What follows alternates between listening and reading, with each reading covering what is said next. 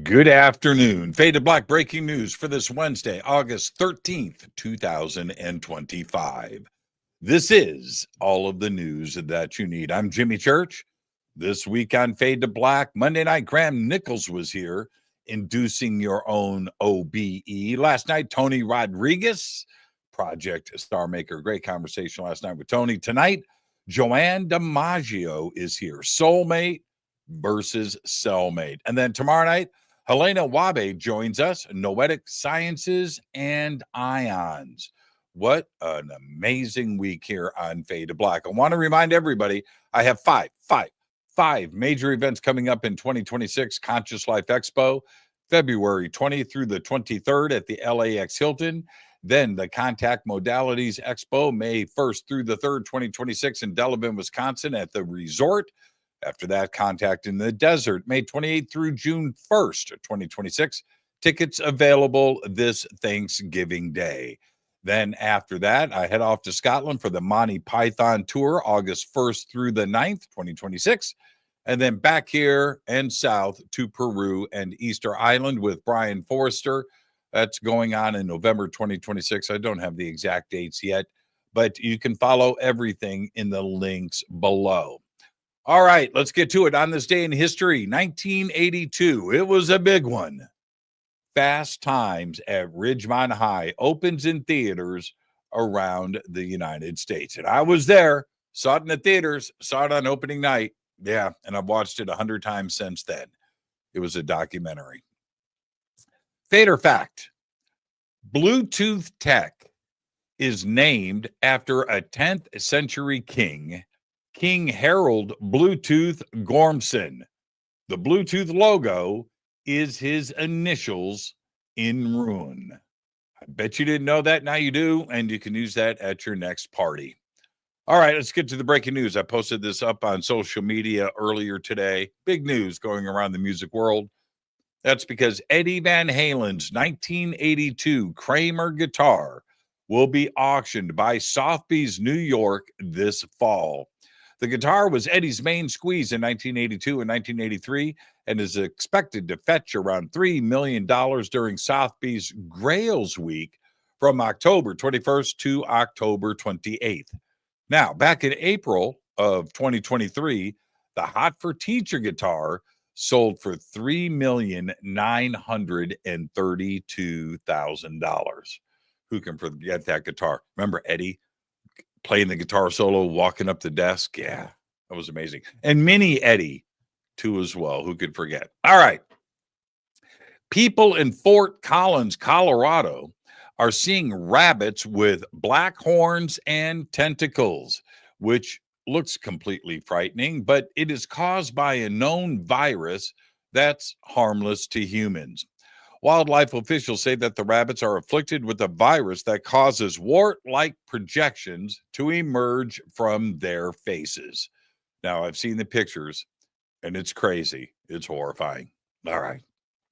A swarm of jellyfish overwhelmed a nuclear power plant in northern France, forcing its shutdown over the weekend on Sunday. A massive swarm of jellyfish overwhelmed the filter drums at the Gravelines nuclear power plant that sits on the coast of the North Sea. 4 reactors at the plant went to automatic shutdown. A jellyfish Chernobyl. It almost happened. A stunning new image of a cosmic jet has helped astronomers unlock the mystery behind the unusually bright emission of high-energy gamma rays and neutrinos from a strange celestial object. It's called a blazar. It's a galaxy powered by a supermassive black hole that is devouring matter at the heart of a galaxy. But that's not what's cool. What is cool is they actually captured an image of what looks like the Eye of Sauron. That's right, in the distant universe. Go check out the pictures. It is indeed the Eye of Sauron. Seriously. Air Canada is preparing to lock out its flight attendants who voted to go on strike this weekend. Travel disruptions could start tomorrow. The airline said it would suspend operations on Saturday and will remain shut down until a deal is reached. Nearly all members, and that is 99.7%, voted to strike. Air Canada's calling their bluff. We'll see how this plays out. All right, and finally, I'm going to leave you with this. Are you ready? AOL, America Online, AOL's dial-up internet is finally taking its last bow. Yes. While perhaps a dinosaur by today's digital standards, dial-up is still around. Now, according to Census Bureau data, 163,401 households in the United States were still using dial-up to get online in 2024, right? But AOL says it's officially pulling the plug for its service on September 30th. Seriously. And we remember, it's almost nostalgic, isn't it? We all remember what it was like if you were alive back then, 1991, 92, 93, 94, 95, plugging in your modem, getting home, making sure nobody else was on the phone, turning off your call waiting, right? You remember all of that? And then dialing in, and those tones. But then it signed in. And what did you wait for next? You got mail, right? How nostalgic is that? I remember getting my first digital phone line, which, stayed active, right? You didn't have to do anything but hit the button and sign in. And I kind of missed that modem.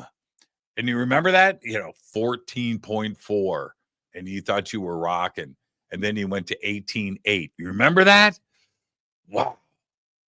Absolutely crazy. I had a PCM CIA card in my laptop, a 14.4, had a little punch out thing that you plug the phone line in.